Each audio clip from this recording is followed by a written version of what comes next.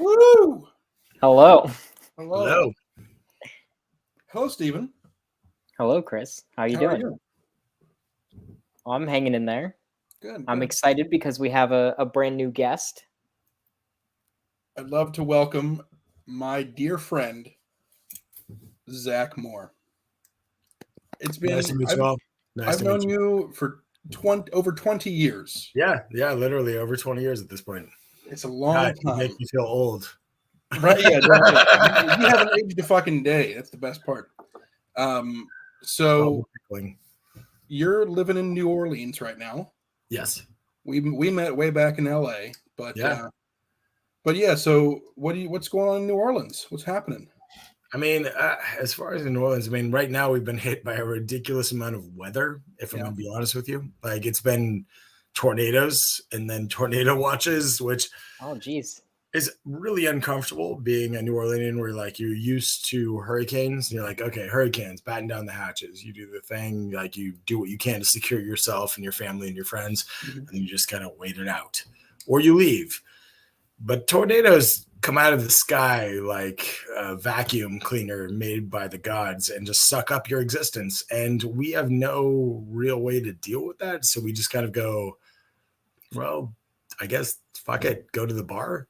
It's like you can't do anything. It's not like you can be like, oh, hey, we have a basement. You don't have, this is a swamp. Like we live in a swamp. You don't have a level below your house. Like it's not like that happens. So existence here has been a little stressed lately just because we've had like inclement weather that's been a little insane for us. Yeah. But I mean, beyond that, man, we went through Mardi Gras and like this is, Mardi Gras after a pandemic for years, which pandemic is still real and going, but it was fantastic. And it was one of those things where you could feel the energy of people here just needing to express their creative self.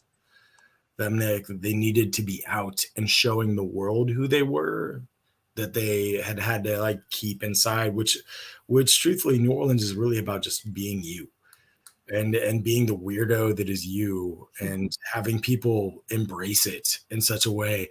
Like to be ostracized in New Orleans means you have done so much to be a shithead. You have gone out of your way. I assume the IRS are the only people who are ostracized here. The IRS think you are a nice person. So, and that doesn't say much about your character. So like it's like here, we're all a bunch of weirdos that have come together in this city. And this city has been around it's one of the oldest cities in America, to be honest. And the culmination of culture, music, art that has come here. And it's like, man, when you make everyone not be able to experience it, you're like, oh, cool. Every day I could walk outside and become part of a parade. And I know that sounds weird to people, but you can walk out your door here and suddenly you're in a second line. And you don't know what the second line is for. It might be for a wedding. It might be for a funeral, but people welcome you into it. And suddenly you're walking with this group of people. Music's being played. You're dancing. People are handing you bottles of things. And it's because they're celebrating life. Yeah. And what happened over a couple of years is that people weren't allowed to celebrate life, and this is a city about it. So when Mardi Gras came around this time, people just balls to the wall. We're celebrating life. Good. I mean, I was one of them. I'm not gonna lie. Like it was one of those things where like the next day you're like, wow. If there's anybody that I know who personifies celebrating life, it is you. I appreciate that. And saying it earlier, I mean, you absolutely bring the party with you wherever you go. So I'm sure that way. It'll be on my tombstone. Like he celebrated life till this moment. So, and I think that the celebration will still continue around you, like just around your spirit will imbue all of us. Viking funeral, my friend. Hell yeah. Burn it, and then party so hard that no one can wake up tomorrow. They all have to just like agonizingly crack an eye and go, oh my God, can somebody tell me about last night? I don't know if our listeners have noticed yet, but you have a particular way with words. And you are, in fact, a poet. I am. I am a poet, and I perform poetry on a regular basis. And what kind of poetry? What kind? Well, the kind of poetry I'm not into you. Such a subtle lead-in. I'm very nudge. What kind of poetry? I perform with a troupe called Esoterotica in New Orleans, which we also have a podcast that's available for anyone who wants to hear it abroad. But we do erotic poetry and storytelling, and it is an eclectic group. And it's something where you won't hear the same voice. And it's something where like poetry readings are amazing and they should always be pushed forward for everyone to express themselves. But I also understand that a lot of people have in mind what a poetry reading looks like. They go, oh, it's one guy being like, woman, whoa, man. And it's like, I feel like they're going to sit through like an ordeal where someone is expressing a 25-page poem. And yes, I have been there for somebody expressing a 25-page poem, and knowing like they're like, I don't want that. Like, this is not your mother's poetry reading. Like, you're going to come to something that is different. You're going to come to something that like where you have maybe not expressed your full erotic self. We may help you see that is an okay thing. That's something that like it is acceptable to be the erotic human you are, the sensual person you are, and that you shouldn't be ashamed of it. Like, and that's something I have seen over and over through the 8 years I've been with them, is that people have come up to me and been like, you said the things I couldn't say. Yeah. Like you spoke and I heard it and I was like, man, I'm not alone. And to me, that is amazing. Right. It means so much. That is why we do the podcast. I mean, we just Stephen and I enjoyed talking and sharing stories and just having a good laugh. But your podcast, by the way, I'm just going to stop 1 second. Yeah. Your podcast is awesome. I went through and watched when you contacted me. I went through and watched a ton of your podcasts and was like, "Oh, this is such a beautiful discourse." Like, such a beautiful discourse of like sexuality and people and who you are as a person and how to be accepted, like to recognize yourself. Like, you guys you're doing it great. You're doing great work. Thank you. And all right, now I might cry. I'm gonna much. It's okay. You can do it. Yeah, show the world. It's all right. Much like you said, when the people come to you after the show, I mean, the deluge of people who came out of the woodwork to say, oh my gosh, I want to be on your show. I want to share my stories and let this out and sing it from the rooftops. That's when we realized we were onto something. I mean, like, it was fine if just he and I enjoyed it and did it, and we would still do it regardless of any of that. But yeah, but when people are resonating with it. Yeah, you have a response from people saying like, "Hey, what you're doing is meaningful to me." It doesn't matter if it's 1 or 100. I mean, right. Look, as a dichotomy of my existence as a fairy tale author for children and also an erotic poet, like having people on both sides of it go like having like a little girl who's 10 write me a letter and tell me my books are her favorite books she's ever read means the world to me. Having someone who's 35 come up to me like, you just expressed an erotic sentiment I always felt I never could to the world, and now I feel seen. Those both mean so much. Absolutely. They mean the fucking world. And then to you, like to me, they always mean like what I'm doing is it's touching somebody, like and not in a bad uncle way. I just got me anytime, Zach.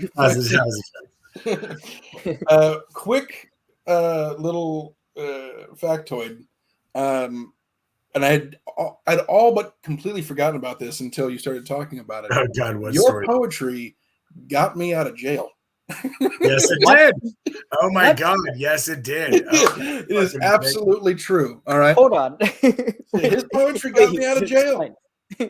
All right, so I've been to many of his shows, many of his readings before the erotic poetry, and I'm longing to hear some erotic poetry. I was part of a group called the Knickerbockers. Yes, oh my God, yes, the Knickerbockers, yes. Back in Los Angeles, yeah.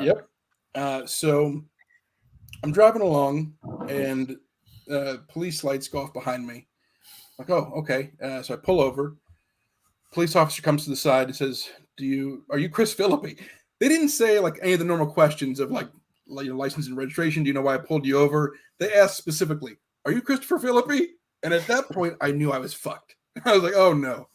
I said, yes, I am. He said, step out of the car. He immediately turned me around and put handcuffs on me. Jesus.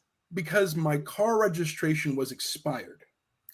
And you had a warrant out for you. And I had a warrant out for my arrest because I apparently had missed the court date to show up for that. I had no idea. Absolute scum of the earth. Zero knowledge of that. Terrible. Public enemy number one. Clearly, yes. Top priority. The earth. How dare I not pay the government for the privilege to drive? So I get in the back of this car. Like, I go to turn around and talk to him, like, hey, and he just he tightens his grip on me and he manhandles me into the back of the car. And I'm sitting there like, what the fuck is my life right now? And he sits down, he starts filling out paperwork, and I'm staring at him. I'm like, I recognize you. I don't know where yet. And I'm just staring, and I got nothing but time right now. So I'm just fucking this guy. And I'm like, wait a minute. Do you know Zach Mohr? He's like, fuck. Yes. You got his poetry nights. Damn it. So, because I knew Zach, he said, I'm going to let you off of this, but you better show up in court. You're going to show up in court? Because I'm going to go talk to Zach if you don't. I said, I'll be there. I'll fucking be there. This is like my brother's like childhood best friend who happened to become a sheriff. And he told me, he's like, so I ran into a friend of yours the other day. And I'm like, please tell me you didn't arrest one of my friends. Please tell me, like, if you knew it was a friend of mine, that didn't happen. He's like, no, I didn't. And Chris was like, so you just saved me from getting in jail. And I'm like, I'm glad. I was absolutely going to go right to jail. So I'm like, on one side of the spectrum, that's an awesome story. Mm-hmm. It's great. It's humorous. But on the other side, it's like, if you don't know somebody, who's a police officer, then you're fucked. Oh, absolutely. And there's like something kind of scummy about that. No, there's something terrible about that. And to be honest, there's something terrible about that in the sense that, like, our system works like this. Yes, if you know somebody, you can get off. Yeah. And that is an absolute truth. That's what this podcast's all about. Yeah, exactly. You know somebody, you can get off. You know somebody, you can get off. Yeah. I mean, just how you get off, it might differ by circumstance, but I mean, it's a thing of like, our system is a very broken system. And I mean, the fact that you have to pay these things and then you go to jail. So I had zero clue that I had a warrant out. Well, the fact that you might have gone to jail for a warrant out for you not paying for something like a traffic ticket is absolutely ridiculous. Because when you go to jail, it's not like you go to jail. Like, okay, look, I don't know who here has spent time in a county of anything, but it's not fun. No, I've done it. It's not a good time. You're not like, oh, hey, and we all sang Kumbaya and hang around each other. If I could have just gone to out of jail and paid the fine, I would have immediately like, oh, I'm sorry, officer. Beep boop boop boop. Here's the money for whatever whatever. Once you get an orange jumpsuit put on you and manacles on your arms and your legs, it's not a fun experience. You're like, wow, I'm an animal in a zoo, and this zoo sucks. Like, you guys are not keeping good care of the animals. Hardcore. Yeah, no, it's one of those things. Like, being arrested is dehumanizing. It is, and they try to make it as dehumanizing as possible. Oh, for sure. And that's like, truthfully, that's to me, it's such an issue of like, look, if you treat everyone like a person, you don't take away the fact that they're a sentient human being who's thoughtful. Like, you probably will get a better response from them. But instead, they go, you know what? I'm going to debase you. Right. And that's like our prison system to the nth degree. It's legalized slavery. So I mean, yeah, put them in there and have them farm them out to other companies for pennies on the dollar. Yeah, we need license plates. Get these guys to do it because they're prisoners. Right. So it's the same thing we do with immigrants, to be honest. I mean, like, the sweatshops are the same concept, just with maybe a slightly better benefit. I don't know if that's better. I don't know. Yeah, you're not in a cell. That's right. Yeah, you get to go see family. Maybe I don't know. Right, hopefully, I can't even pretend to know. Yeah, hopefully. But So, anywho's, thank you for your poetry. Sorry, heavy discourse on that. No, it's good. It's okay. Yeah, it's a horrible thing, and that could honestly fill several podcasts. Yes, good. But yes, so I just I haven't thanked you enough for letting me know for not getting out of jail on that day. Yeah, on that particular time. Yeah, where were you the other 17 times? My friend, you thanked me so much at that moment when I saw you and you're like, so you kept me out of jail just because I know you, and I was like, that's entertaining. Story. And then hearing my friend, my brother's friend, tell me the story too, and being like, "Oh, that's fucking hilarious." Okay, great, good. I'm glad that the connection of knowing me kept someone I love out of jail. That's wonderful. Right. Because you didn't deserve to be in jail. It's not like you're like, oh, criminal number one. It's debatable, but well, at this point, I would say no. For what you had committed then, I don't know. I don't know what you've done now. I don't know where the bodies are buried. So many heinous acts. So, Stephen, what have we got? What's on the agenda? Well, so for the occasion, I had some of our listeners submit some poems, so that you can demonstrate some of what you do. Some poetic ability, absolutely. Yeah. So, how about this? I'll say the name. Or do you want me to say the name of the listener so that they actually are? Yes. Okay, good. I just wanted to make sure they weren't trying to be anonymous. That was more the point. Yeah, everyone has their name attached to it. All right. Yeah. That's to me. Once again, like I said, I proxy poet for people at times where I read poetry on a stage without the actual name of the person, so that they don't have to be on a stage. So one was actually submitted right after we went live. They put it in the chat, which is interesting. So okay. That's the only question mark that I have, but I'm assuming since their name is already there in the chat that it's fine. I mean, I'll read the poem regardless of their name being there or not, so that's not an issue. So let me all right. So ready? Ready. All right. So from Sarah Veerling. We lay in our bed, sweat covering tangled limbs. The cat waits for food.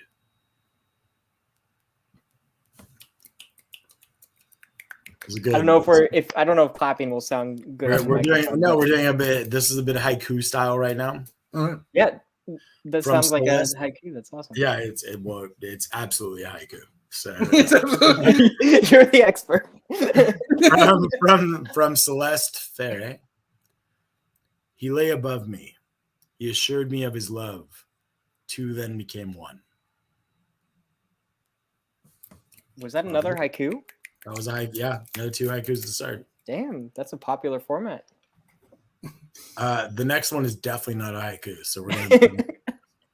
So from Davin, either way, Mara. Abominable. Scathed across Chris' forehead, thus, knees crossed as he stands in a shameful, alluring tinge. Thinned by the bare nakedness and starving for satisfaction, the cold chill of a town that has turned its back upon him. Gusts him to the ground as it laughs in his face.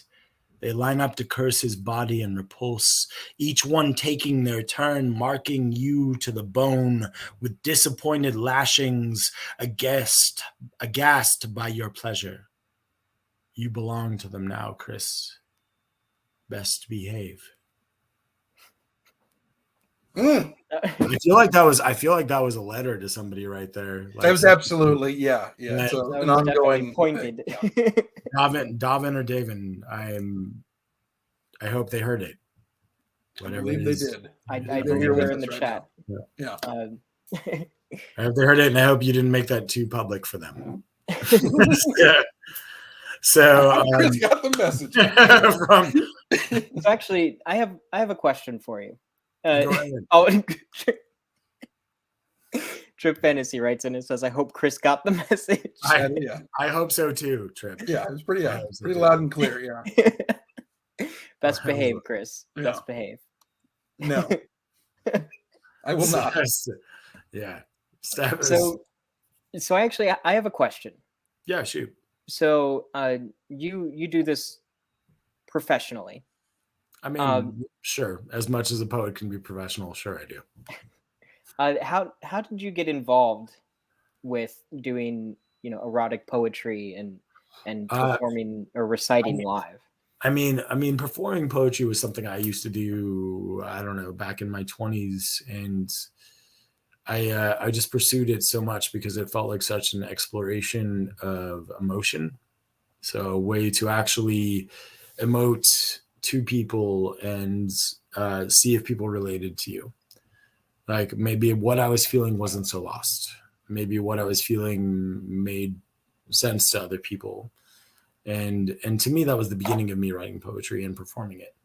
And then it became so much more of just like, I'm actually just exploring myself and really trying to put that out there for others in a sense of like, this is what I see and what I feel, and see if others were like also maybe on board with that, if that's what they wanted. But I kept doing it regardless. Like, I don't know, you hit a point where like, I wasn't trying to appease people. It was more of a just performing for the sake of it because it meant something to me. And realizing that was the point grew me, like helped me grow as a poet. So like I wasn't doing it for somebody else. I was doing it solely for me. And then realizing that what I was doing for myself also was relating to other people, meant that the human experience is very shared. Yeah. So, we share so much that we don't talk or think about, especially depending on the different cultural upbringing. But emotionally, I would say Americans are very stunted.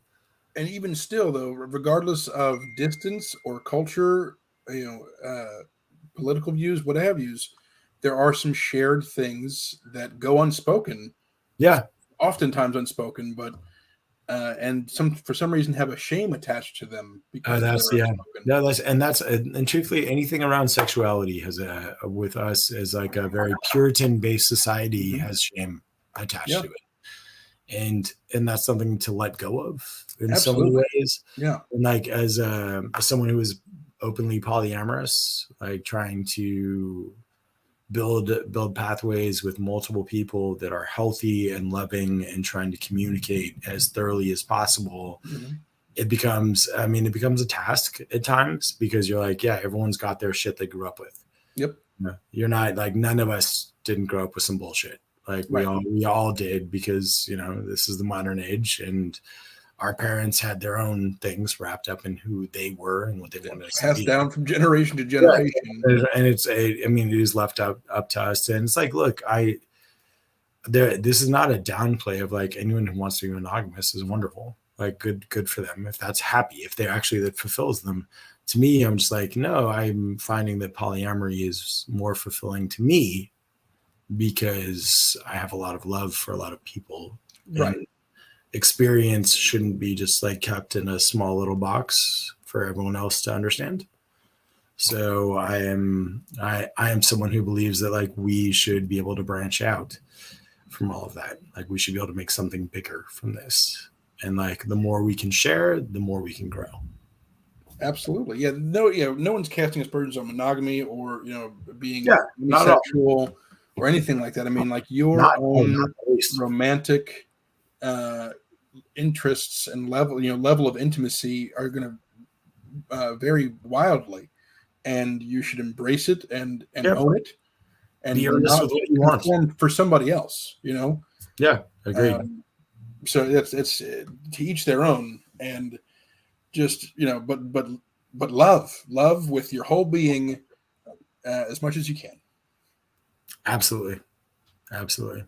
And you touched on the idea of having like a shared connection through poetry, and that's something that I kind of experience a lot, like doing this podcast and doing some of the other shows that I've done, and through like the act of creating and collaborating.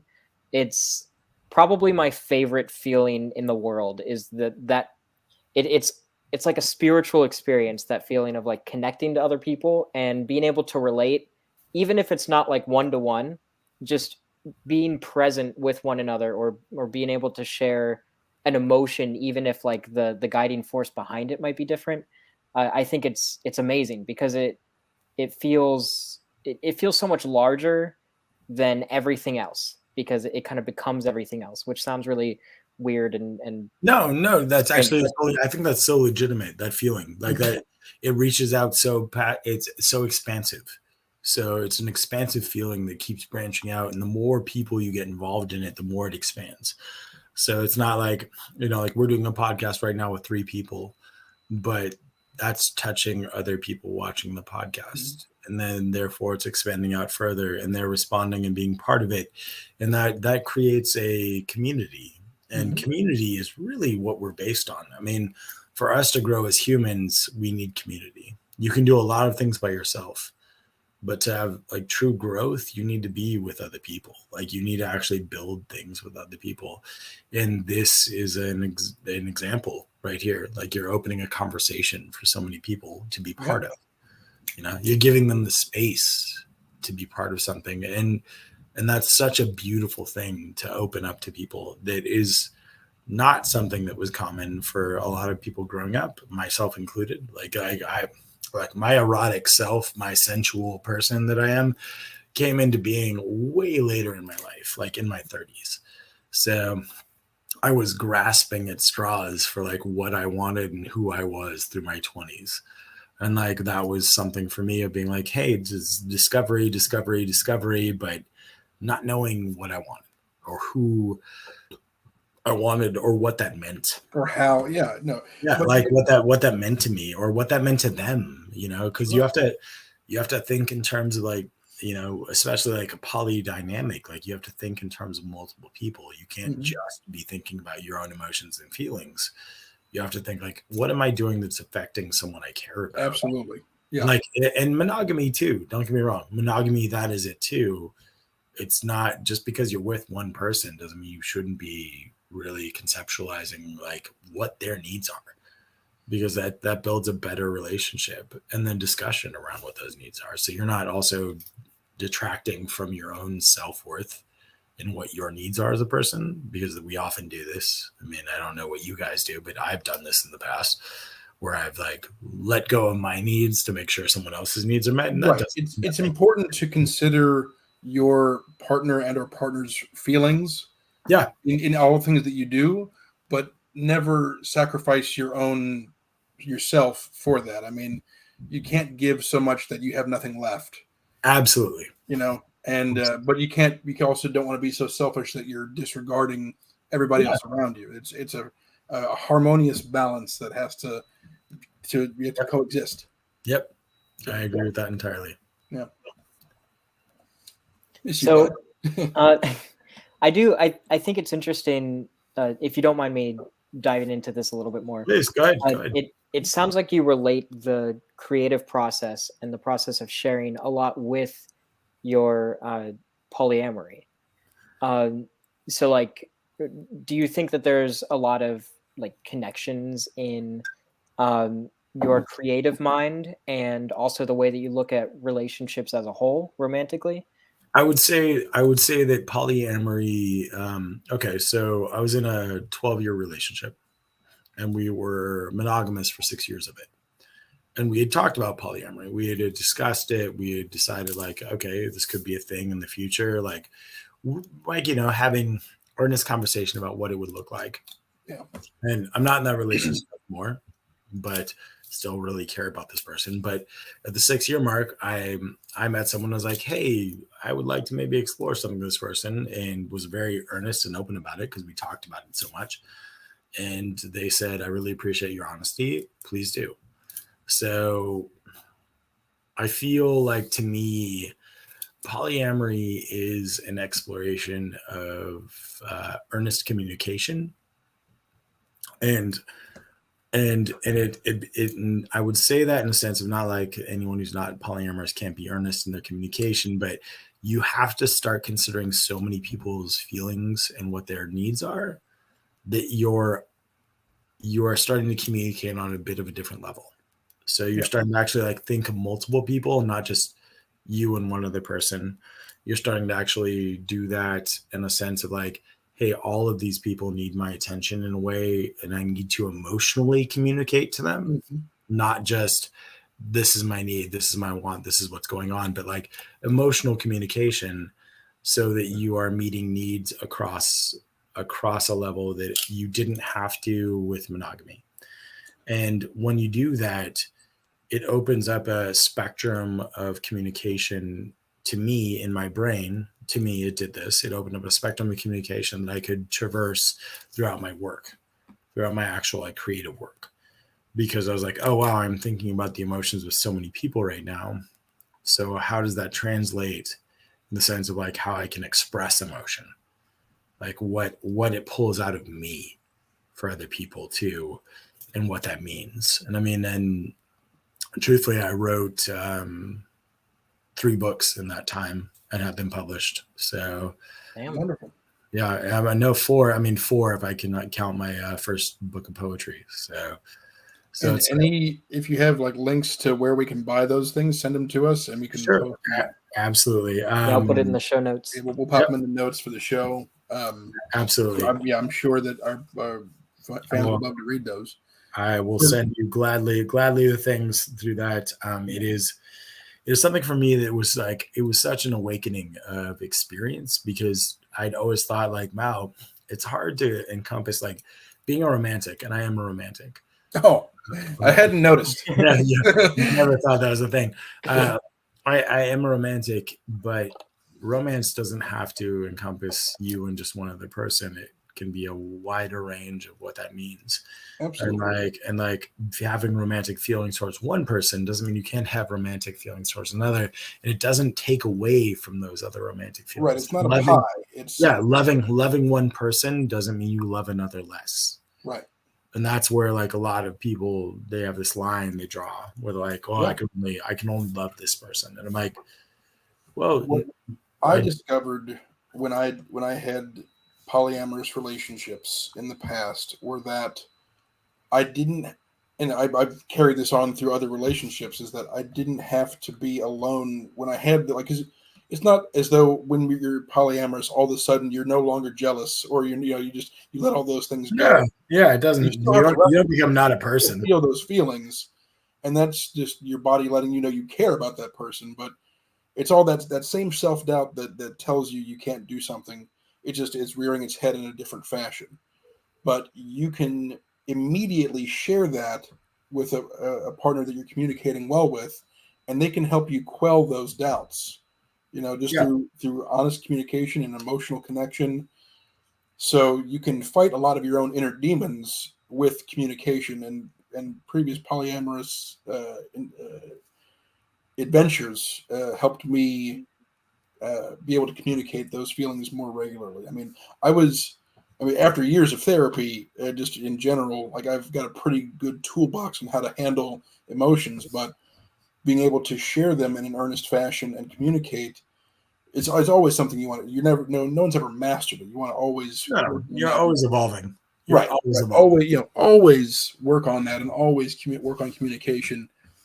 But I think that was a great benefit for me, was to be able to immediately talk about those things that are haunting me, to say, hey, I'm sure this is wackadoo, and I know it's just that negative self-doubt, but I want to talk to you about this so we can air it out and get off my chest, and encourage you to do likewise. I think that is the most positive way to actually go about it too, is like, hey, I'm feeling this thing, and I'm not putting it on you. Right. It's not, you didn't do a thing. Right. Specifically, I'm expressing my emotions that are coming from this circumstance. Correct. Like, and learning the language around that though takes a minute. Right. like to be honest, we've all done the stutter step in relationships. Like, how do I fucking tell you this thing that's making me feel terrible? Right. Without putting the onus on you. Right. Yeah. Like I'm not trying to make you feel bad. I love you. Right. What is I know it's this stupid voice in here. Yeah. It's like, wow, something bad's happening. And you're like, is it though? Or am I just being the fucking moron of yesteryear? Right. And it's like we all have to deal with those emotions as they come up. But I think doing what you said is like being honest and open with your partner is the best thing you can do, and letting them have the feelings they need to feel around what you just expressed to them. You're not taking something from them. If there's that genuine connection, they're going to be there for you. They might have some feels about that feeling, but you'll work. Everybody will work through it together. They will. And if they don't want to, then great. Okay, it wasn't meant to be. Right. It's like that's the other part. It's like that's hard to realize, but it's like but sometimes you got to walk away. Yeah. It's one of those things like, okay, I get it, but maybe we shouldn't be together. So did we get to read one of Sarah's poems earlier? Yes. She actually she texted me. She was the first one, but she right as her name was called, somebody called her, so she missed it. Would she like me to read it again? Sarah, are you still there by any chance? There, well, we'll have another rendition just in case she's got to go. So go ahead. All right. So go right ahead. Sarah Vierling. We lay in our bed, sweat covering tangled limbs. The cat waits for food. The cat's always waiting for food.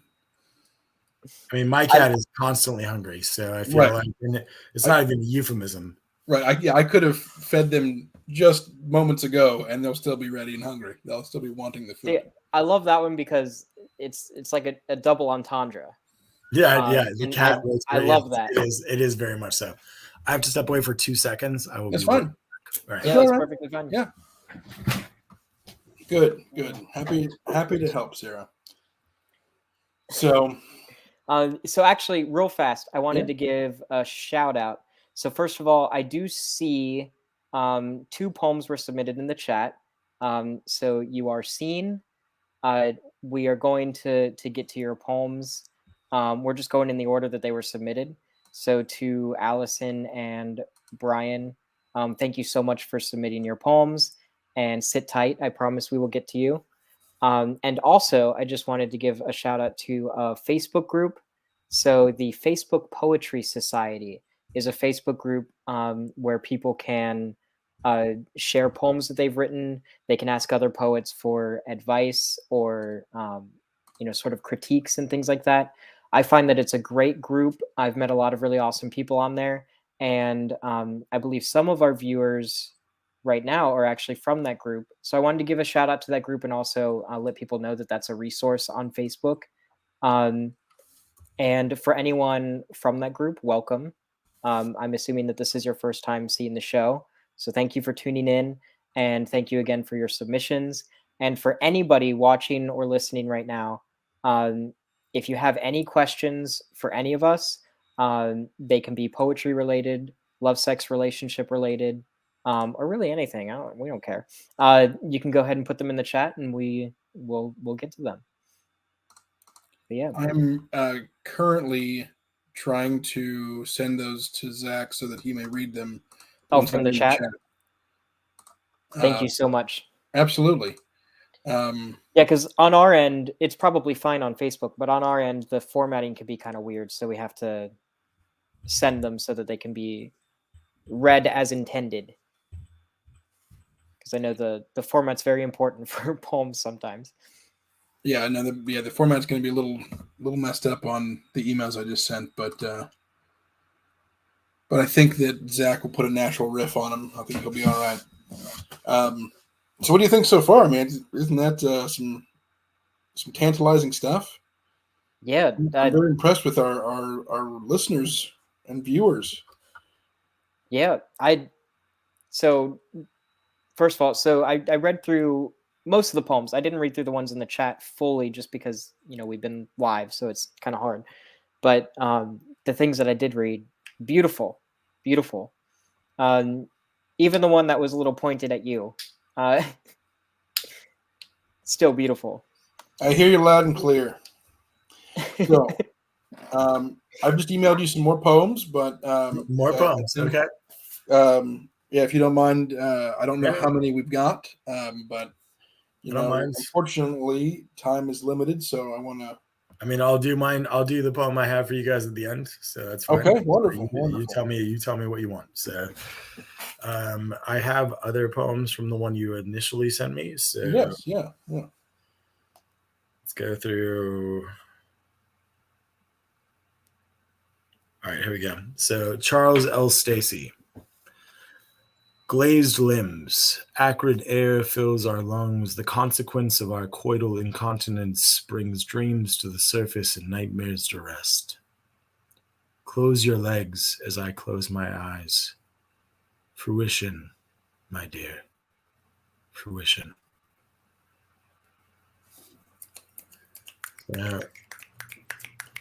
Do they do that? How do they? Oh, yeah, no, they totally do that. Okay, look. So when you're at a poetry reading, I know that's like the thing. People are like, yeah, it's like but that does happen. What usually would happen in mine would be like, stomp your feet, clap your hands, like snap your fingers, whatever it is you want to do. Howl, like show exuberance, show appreciation, show that you heard the piece. In my improv group, when we're giving each other kudos, we usually do snapping, because that way you're not drawing attention from the exchange that just happened. Yeah, you're not overwhelming what it is the performer is doing. So. Right. Yeah. Okay. So while it's I didn't know if that was like a taboo thing. Yeah. No, not taboo at all. No, it's held on since the beat days. You're good. Yeah. You're not doing anything any poet should be upset about. Right. And if they are, that's their own shit. Stop the show. This is bullshit. Fuck those snappers. Goddamn snapping asshole. Like you snap, it's like that's just a sign of like acknowledgement and respect. That's all. Mm-hmm. So. That's pretty cool. That's neat. Learning something new. Real fast, I wanted to give a quick shout out. Brian Clifton said that they did come here from the link that I posted in Poetry Society group. So awesome. Thank you for joining. Thank you, Brian. Yeah, seriously. Thank you for showing up. That's awesome. So actually, keeping with the topic of poetry specifically, so you obviously see a lot of poems and read a lot of poems and write a lot of poems. Yep. So what kind of advice do you have for anybody who writes poems? Who writes poems? I know that seems kind of vague and broad. No, I know. I hear what you're saying.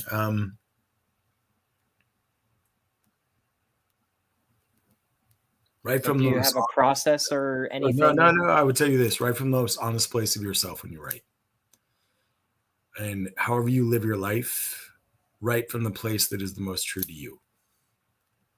Because your writing is going to be what is actually showing who you are, even if you have to live a bit of a lie. Oh, that last bit, that put a little twist on there. It did.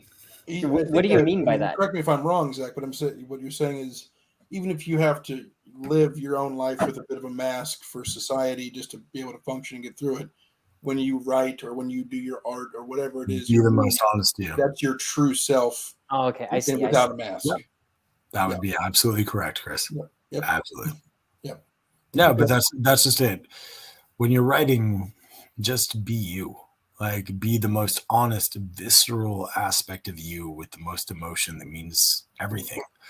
And there's no reason to hold back. Like, hold back when you feel you're gonna lose a job you need to keep. You know, and like hold back. Where were you when I got fired for my last 2 jobs? Yeah, you know, like many times. hold back in the moments when like it means something, like for you as a survival instinct.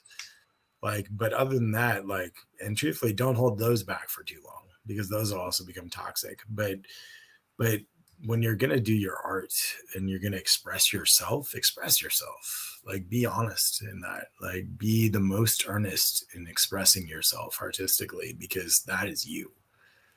And a lot of people don't always have the avenue to do so, or they don't feel they do, or they haven't found it.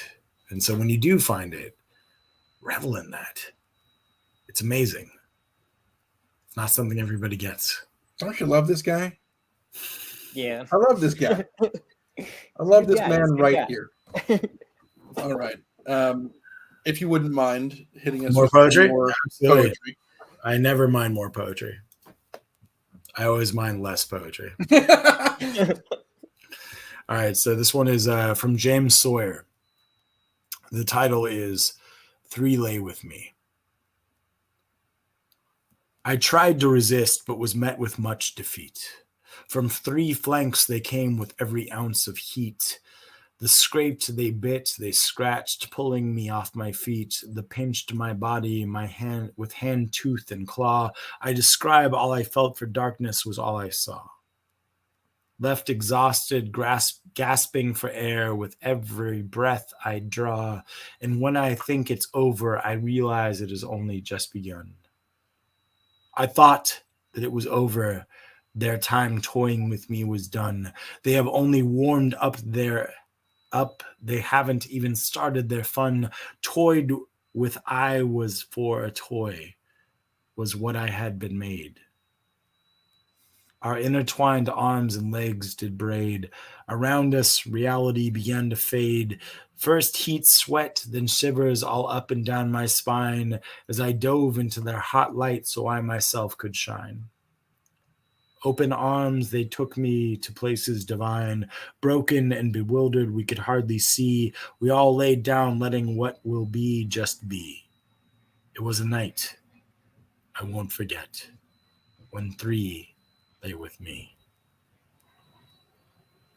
Woo! There you go, James. That was really nice. I believe that was one that was submitted from the Facebook Poetry Society group. So I should probably link to that in the show notes. So I think I'll do that. Give them a shout out for sure. When everything's all said and done. Please do. James, thank you for sharing that. Yes, thank you. All right, so I have one more from Allison Natali. Your body, is this good? You ready? Yep. Sorry. No, you're good. You're good. Your body, the canvas. These fingers wish to take a snapshot, mesmerize and memorize, trace your hills, valley, and peaks, dipping into the crevice of your soul until I see the picture, whole majestic beauty enthralled. Enchanted, I'm yours. Let me paint with your permission to dip into the wet dreams deep and draw out this beautiful reality of vibrance. You are alive in full wetness until dried pretty stains. My pain to bring out the best of creation. The work of art I. Whew. Yeah. Yes. Yeah. Really awesome. Thank you so much for submitting, Allison. Yeah, seriously, beautiful work. I will say I took a little liberties with the grammar in certain places, so forgive me, any poets out there. I tried to find what it is I felt you were saying, and so I apologize if I did not do that appropriately. So, well, also keep in mind these are cold readings. Like, right, you are not reviewing the material ahead of time. No, I just saw them for the first time right now. Yep. So. Correct. Yeah. And when you are doing the poetry by proxy, is that how you do it as well? Oh yeah, no, I've usually seen the poem. I mean, maybe 6 hours before.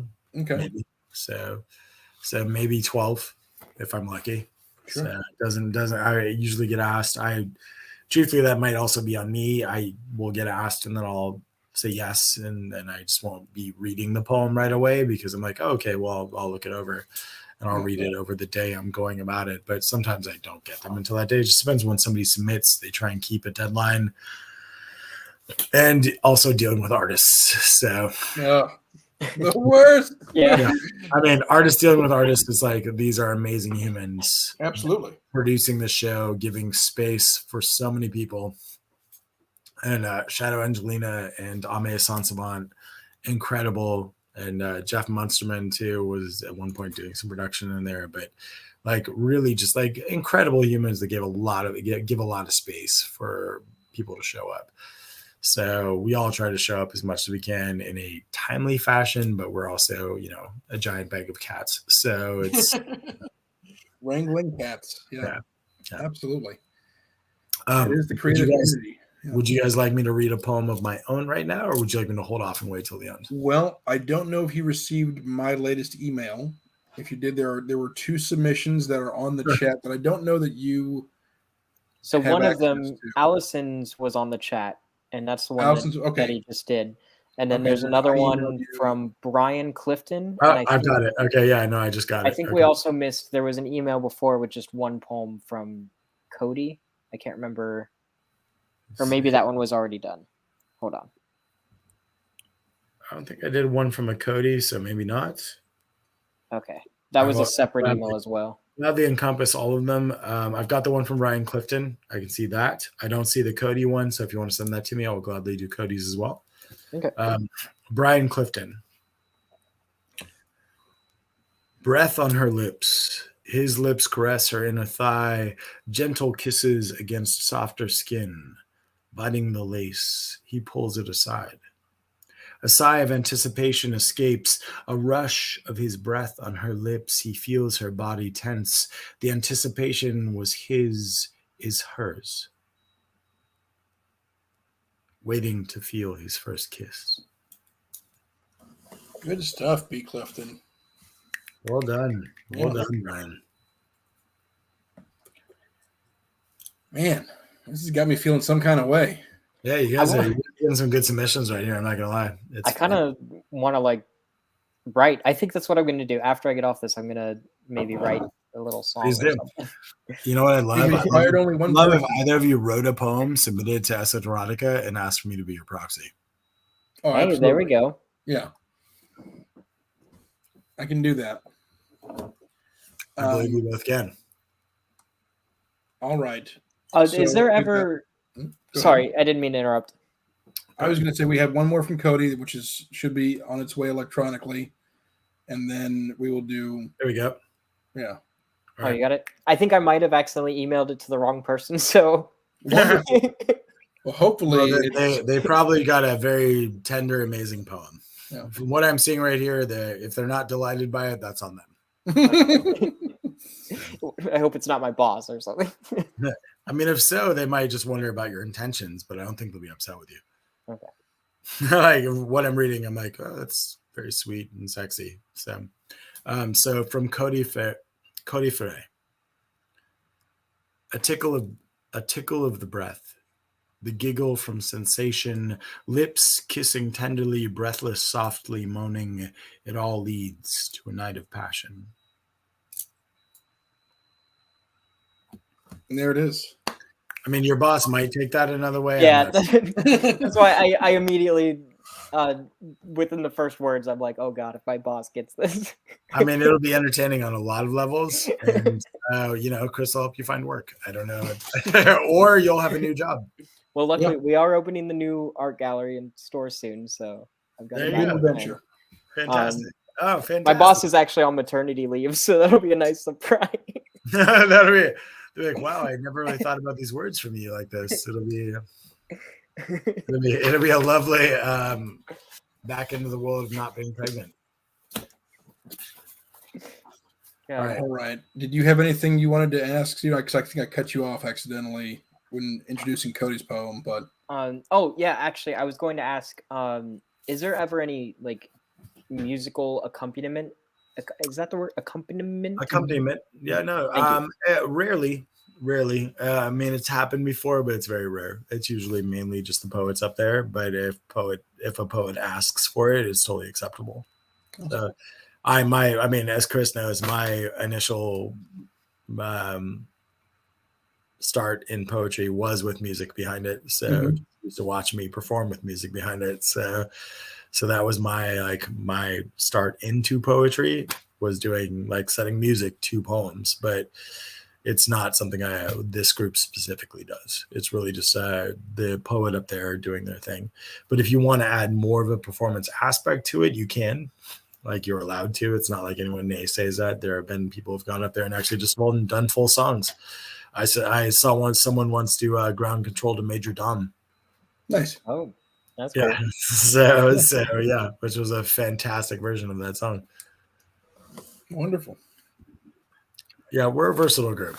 We're trying to let people express themselves as openly as they can.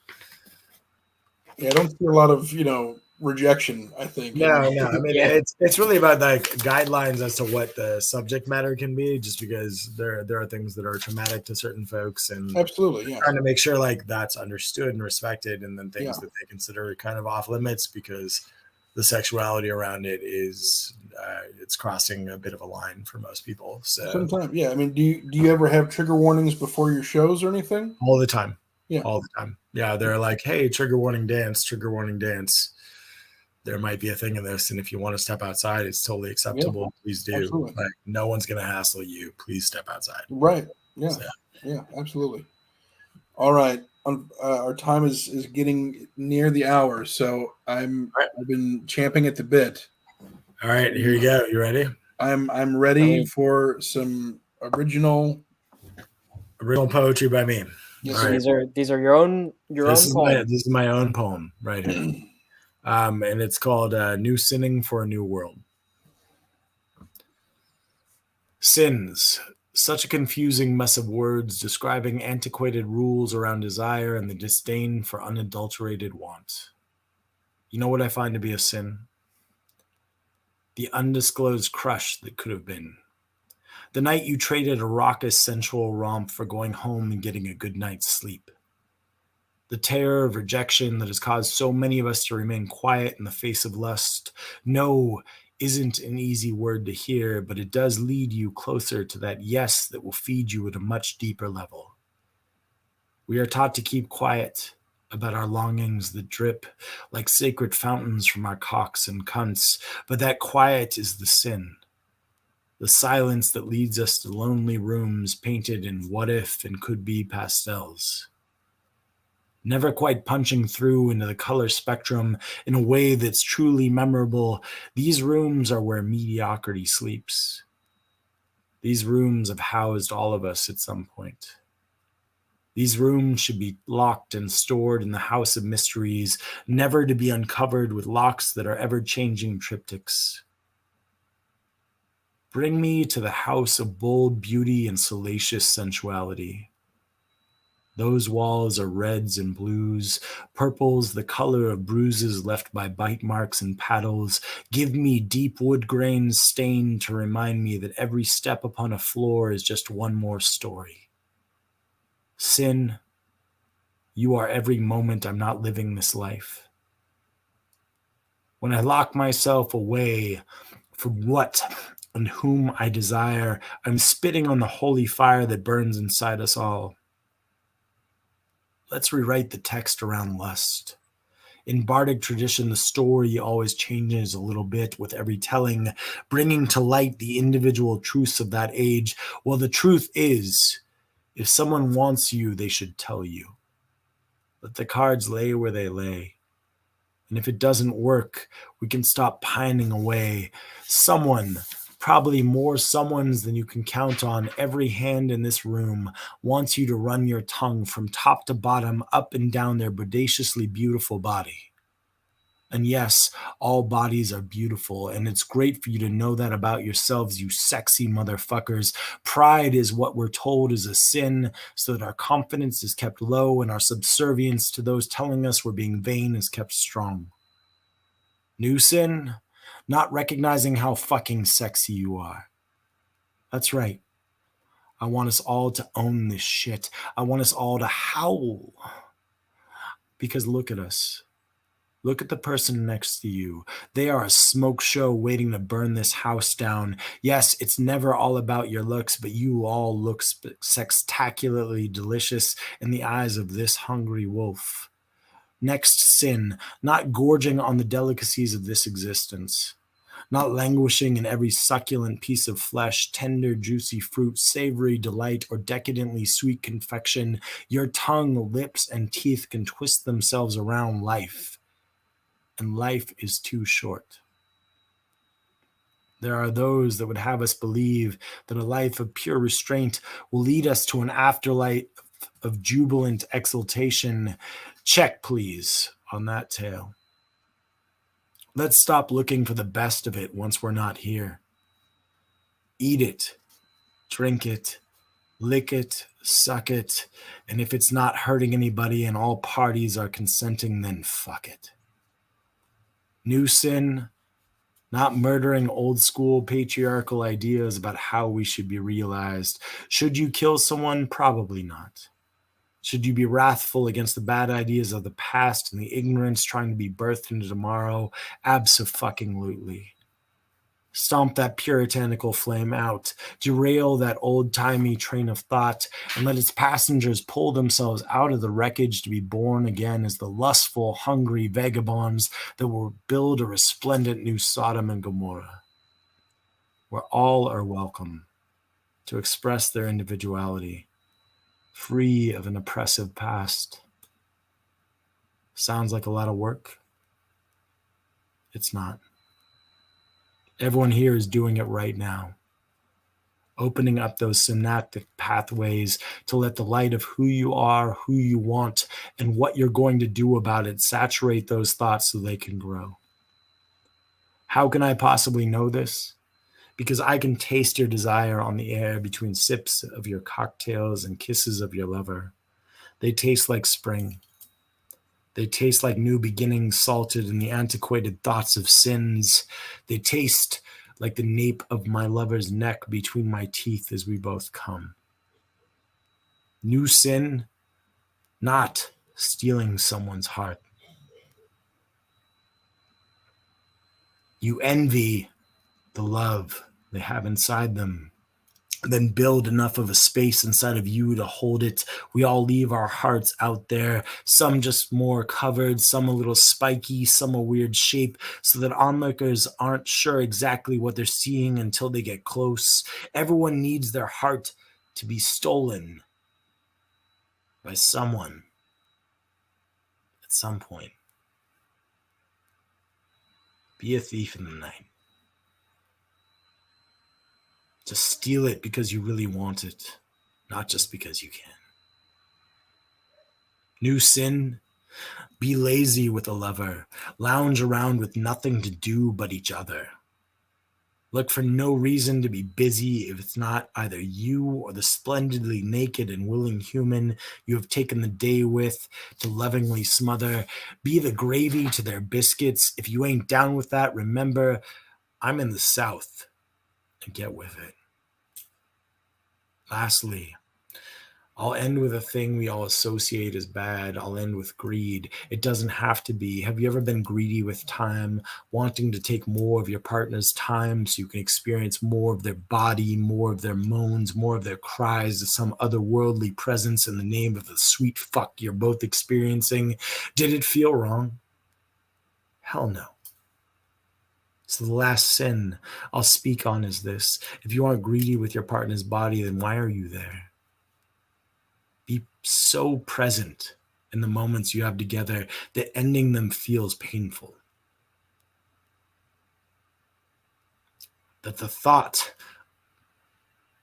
of not touching them breeds longing. You need their time, their touch, the cry from their trembling lips to feel the world is right while your heart is throbbing.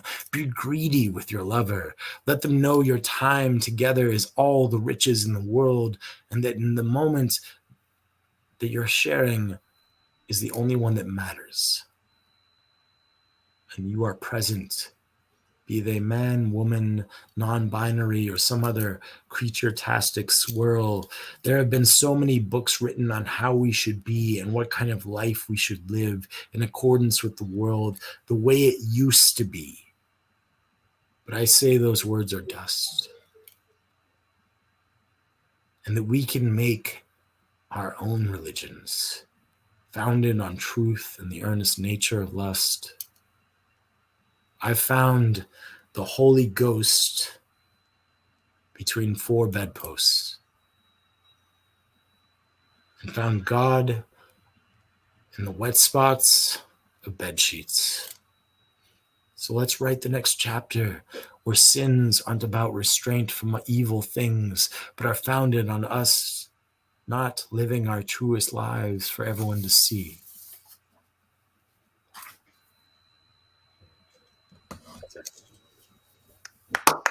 Oh my goodness.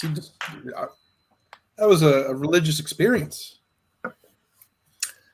I'm going to eat some snakes in a second too. So. Good. All right. Just took me to church. That was beautiful. Thank you so much for sharing that. Yeah, thank you. My pleasure.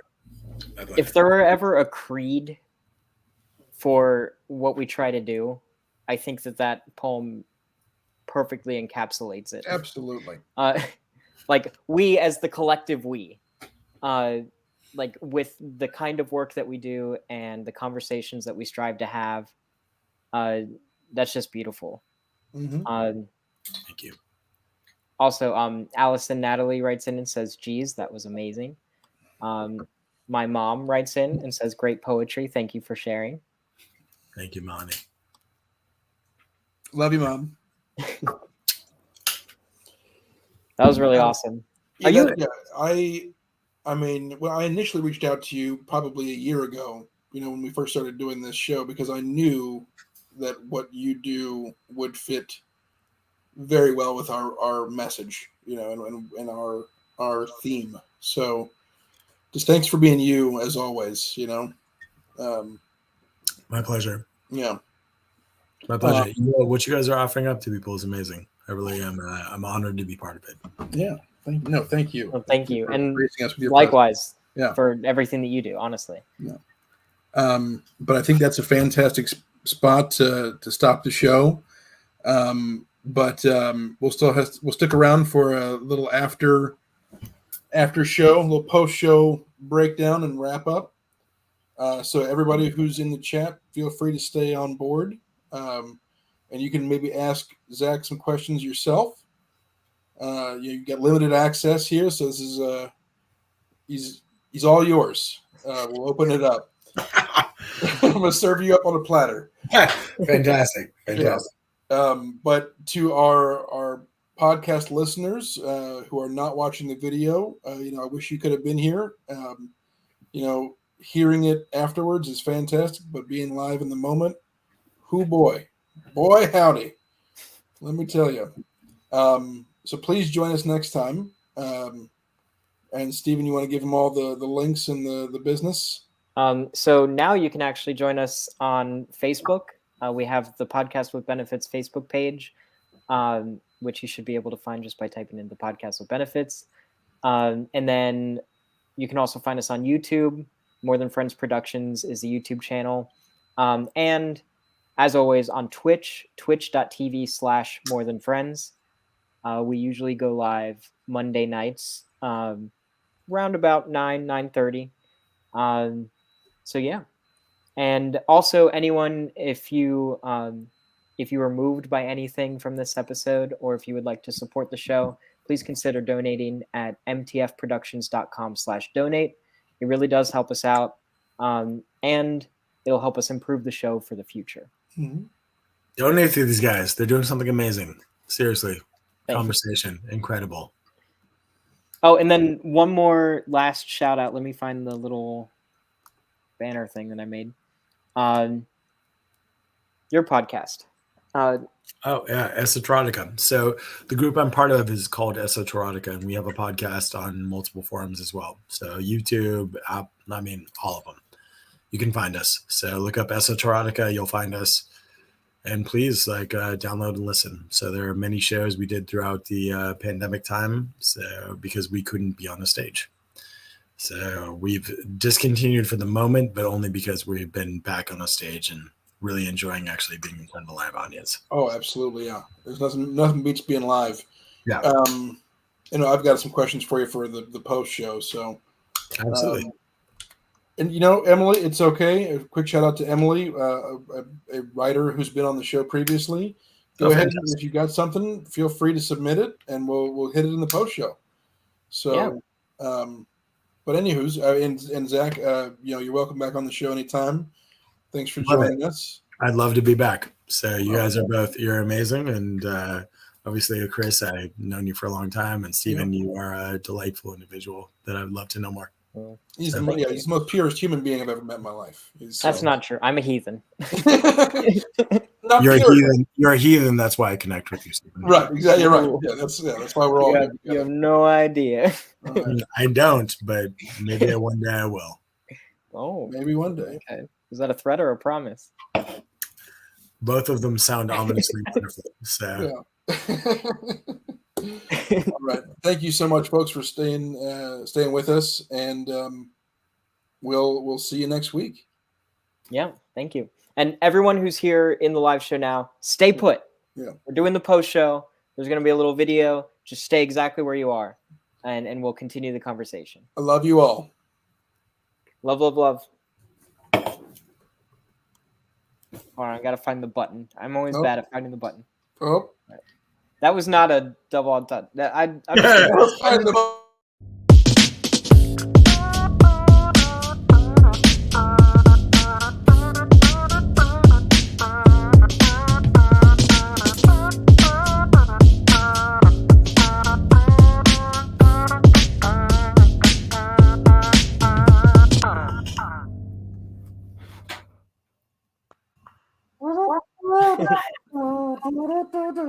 It's great. It's great. I love your actual out music. Your outro is fantastic. Thanks. That's my mouth. I believe that. That's fantastic. That's what I was thinking. I was like, oh, that's somebody totally doing like mouth trumpet. It's absolutely a mouth trumpet. Yeah, 100%. I love that. Are you both in Cincinnati, or is that ish? Okay. Yeah, I'm like right over the river. Yeah, Steven's in northern Kentucky. I don't know what that means. So yes, right. So yeah, it's part of the. If I was talking geography of Cincinnati, it would be I know nothing. So great. I'm glad you're right over the river. Through the woods. It could mean anything. Yeah. It could. Yeah. Means you're on the wrong side of the tracks or the right side of the tracks. Definitely the wrong side, but it's okay. We don't There is no wrong side of the tracks. There's just tracks. It's just tracks. That's right. It's all one world with lots of tracks. Lots of tracks. So the question I had for you, Zach, was: do you have any plans to incorporate bringing the recording to the live shows? It's always hard to do. Well, okay. And a reason we don't do that is we try to give a lot of autonomy to the live shows in the sense of anyone who's there is like, it's the experience that we don't let people record or take pictures while we're doing shows. Got it. So, and a reason behind that is who knows who's up on stage and what their actual day job is and what they do. And if you're up there expressing your erotic self, it doesn't mean like that you want that out for the general public. Absolutely. But you have found a safe space to do that, which is something that we offer. So, I mean, once again, the Always Lounge is great. And Shadow and Ame have worked really hard to create a space that people feel comfortable in to express themselves erotically. Wonderful. And that is a rarity upon a rarity, to be honest. I mean, there is no other show like us that I have run into, to be clear, like not even close. Yeah. So, like we are a kind of singularity in that sense. Like we do something that gives people a space to be themselves like that, and very specifically erotically so.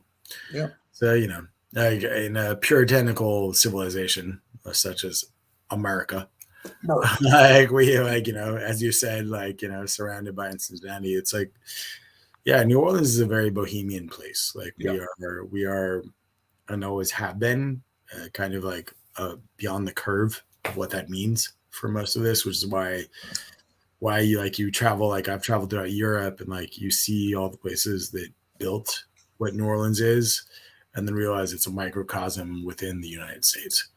So it's like I've never been to another city that encompasses what we encompass here. And I'm not saying that like there aren't great places in the States. I'm just saying like there's no place like here. Yeah. It's not homogenized. There isn't a place where I'm like, oh, that's just like New Orleans. Never happened. Nope. I have traveled around this country. I've never found a place where I'm like, oh, it's just like New Orleans. Not even close. The reason I travel around and I always come back here and it's always home. Sounds like we're going to have to take a road trip to New Orleans. Absolutely, yeah. Well, I mean, the answer to that is yes, you are, and you've got a place to stay. So there's no excuse, really. I mean, the only excuse is whatever you make it, and I think it's a bunch of bullshit. So go ahead from there. All right, I'll be there in a month.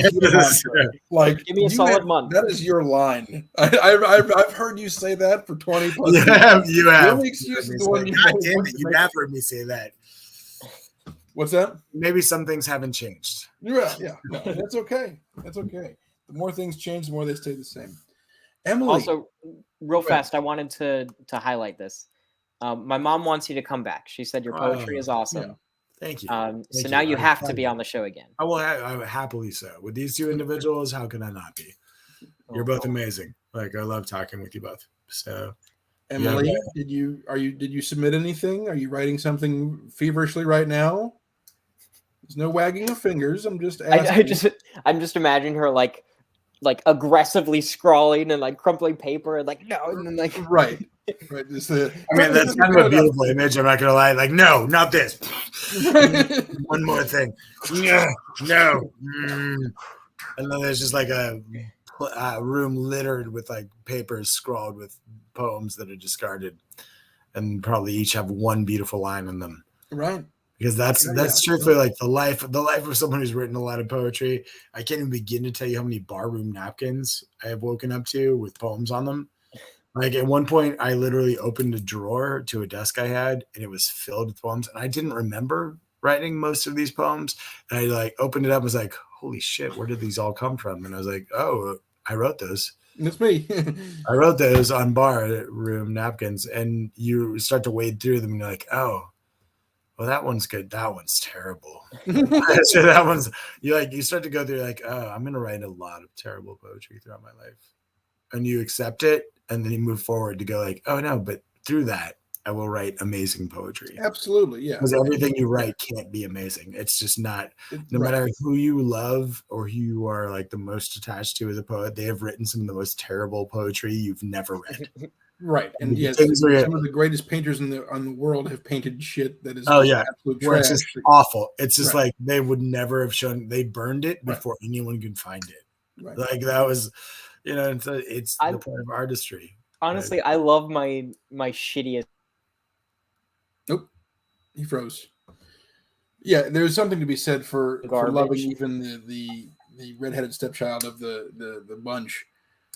You froze on us, Stephen. At least you froze for me. I don't know. Are you still? No, you froze for me, but now you're good. You're back. You're back in action. I don't know why this is suddenly. That is the international symbol for I'm no longer frozen. It's a symbol for unfrozen. Yeah, I feel like if Disney could get behind it, it'd be the sequel to the movie.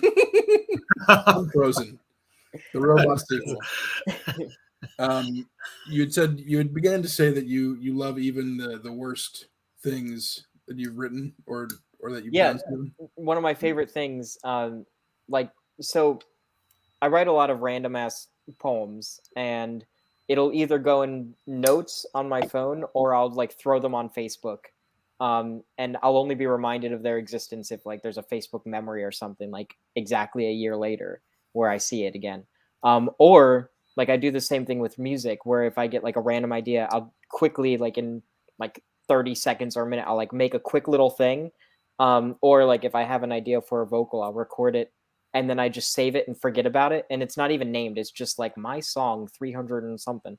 And then like years later, I'll just be scrolling through and I'll see something or I'll listen to something. And I'm like, oh my God. And I just start laughing. And I love that some like shitty afterthought from years in the past can bring me joy in the present, even though it's like, I totally get that. I do. I've found pieces of writing that I don't remember so many times where I'm like, what is this thing that says butterfly wings 504? I click on it and I'm like, oh, that's terrible. That's awful. But you know what? Where was I? What was happening at that moment? Yeah. And I'm like, oh, that was awful. But then I wrote 2 good poems after it. It feels great. Okay, great. I did write something meaningful that came after this experience. It was just like, oh, I have to get this out. Like I have to write the bad things too. You have to. I mean, we have to. Right. It all has to come out. Yeah. And all of it is enjoyable. To be honest, like to look at like things where you're like, oh, this was ridiculous, and makes maybe less sense than I wanted it to. I've got those poems. Every almost I'm reading like, and I'm like, did I take opium in the middle of this? Like what? what happened right was there? I smoking opium again? Yeah, like what? That really like delineates from the rest of the piece. Was I just having a random subconscious moment, and I was like, just write it. Well, that's part of the honesty of it too. It's the like, even the weird, awkward parts that don't make any sense. That's bits of ourselves, and it's kind of nice to be able to look at and appreciate the bits of ourselves that don't make any sense, like the weird crinkly part of the elbow, like the weenus. Have you ever tried to lick your elbow? I can't. You can't. The trick is no one can, but it's fun to get a group of people doing it. Absolutely. I should charge people to watch me try though. I mean, but if you can get a group of people in a bar doing it, I'm telling you, it's one of the most enjoyable things you'll ever see. A bunch of people trying to lick their elbow, no one can. It's impossible. And then watching them just do it and being like, this is just step back and take a picture. Like, these are all the people trying to lick their elbow in this moment. You know, Steve, I'm surprised that you did not submit some poetry to be read. So I was contemplating. Do you have one to be read? I mean, I'd read it now. I don't know if I have one immediately. I mean, I could maybe find one. I was going to, but then I was like, well, I want other people to submit things. Oh, absolutely. Also, I think that was fantastic to have our listeners submit.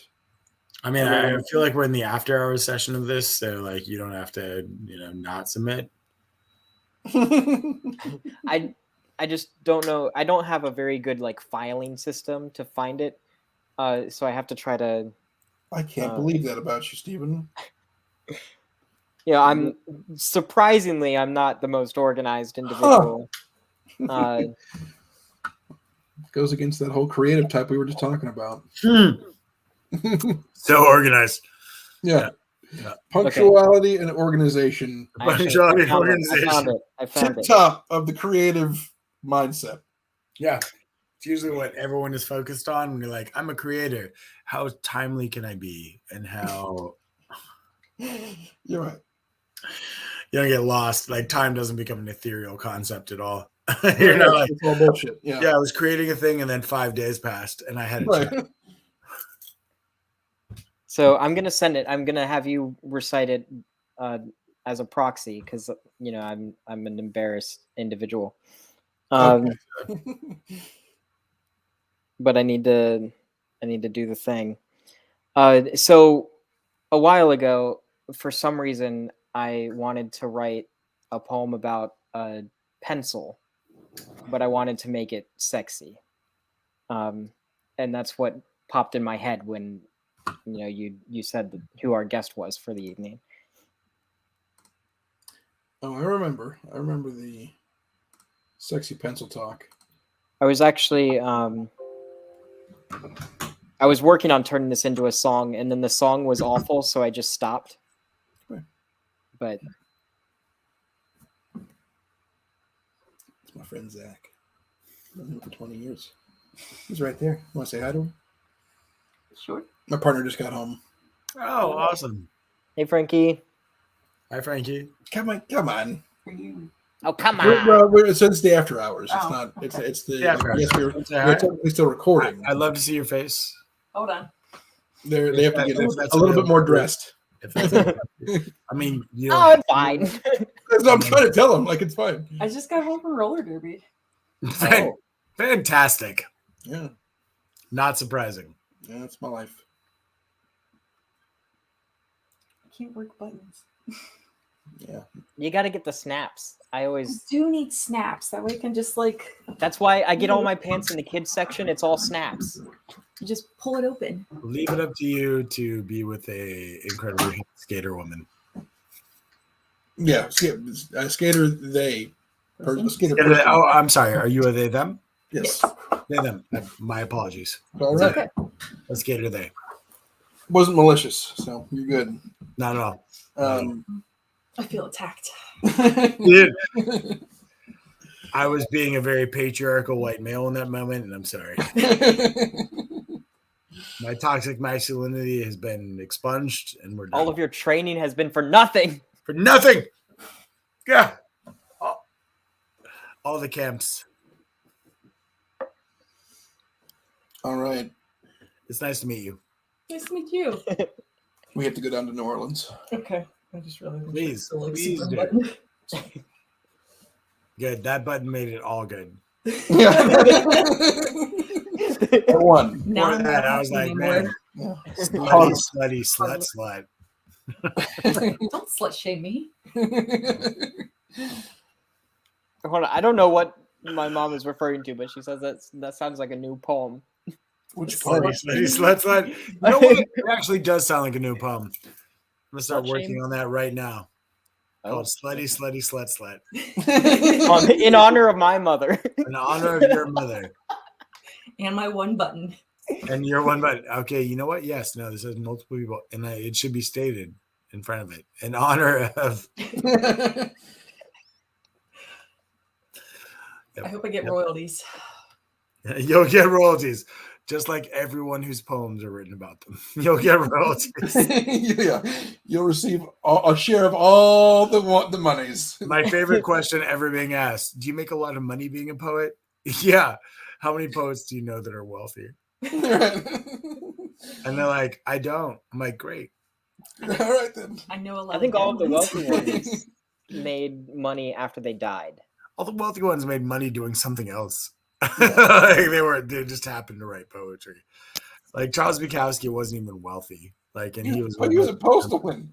He was a letter carrier. He made money, but he wasn't like that. He made money to live and drink. T.S. Eliot was already wealthy. Like there are people like you, like that are often recognized as like, oh, renowned poets. Like, yeah, either they had wealth or they were probably like they came into a little money from their work, but usually if they had to like sell themselves really hard.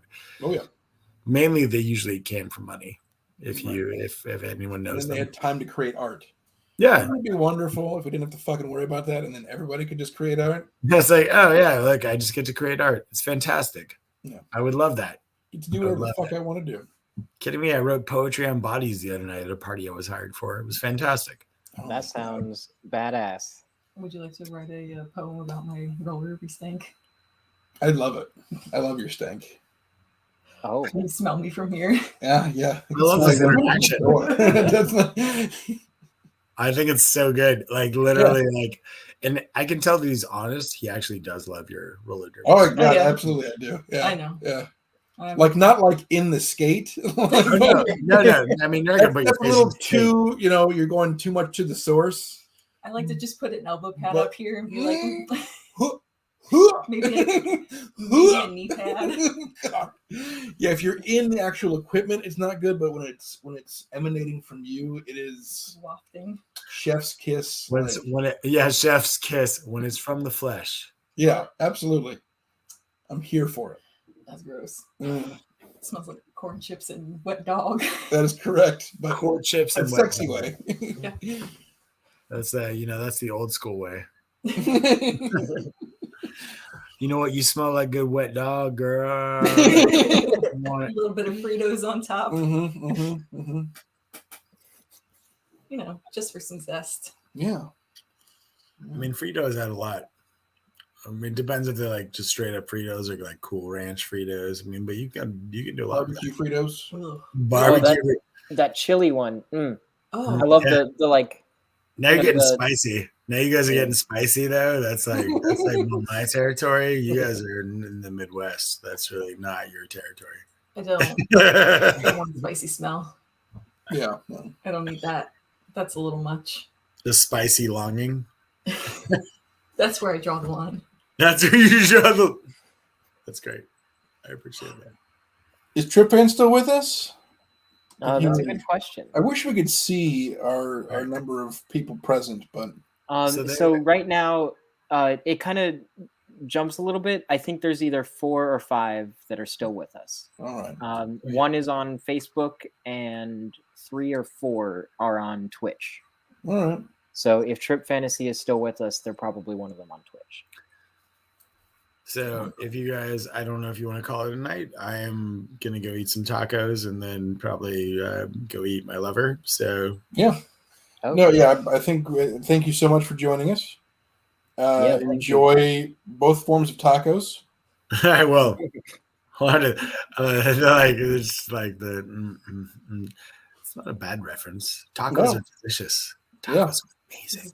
This is my life. Yeah, But I'm in It love. is. I know you're with this human, so it's got to be. Yeah. I know exactly. Yeah, you know what you Oh no, I'm signed up for. I'm So very well aware. I love everybody on this fucking chat right now. Seriously, I would. Wholeheartedly. I'm in for this more. So you guys you want me here from afar, but also please come visit. Yeah, absolutely. All right. So I'm setting a goal. I'm gonna go ahead and do what we talked about earlier. Next Mardi Gras, I'd like to come in town. You want to come from Mardi Gras? Oh wow, that's your first New Orleans visit. You want to come from Mardi Gras? All right.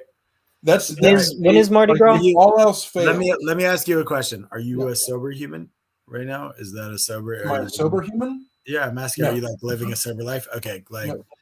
No. Just because if you're going to be in my household during Mardi Gras, that's not going to be like an easy life for you. So I Have you met him?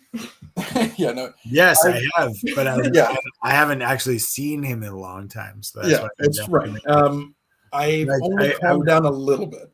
I would tell you during Mardi Gras, it's just like a level of like I let people express themselves how they are. Mm-hmm. So I let people be as free as they want to be if they're staying with me. So I just don't want you to be uncomfortable. No, absolutely not. I'm saying that.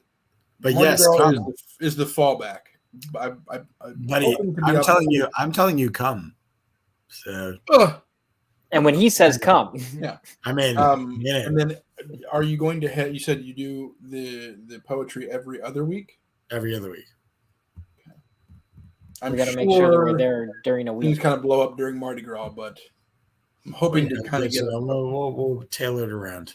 We'll figure it out. You might have to come stay for 2 weeks. You all might have to come stay for. Oh no! I got the space. All right. Is it usually on the weekends you do the show? No, Wednesdays. Wednesdays. All right. That's fine. All right. Again, Zach, thank you so much for joining us. I'm confident we will have you on again soon. So. Absolute pleasure. All of you. I love you. Thank you. It was nice meeting you. Nice meeting you too. Seriously. Lots of love. Good night, everybody. Good night. Good night. Love. And lovely meeting you.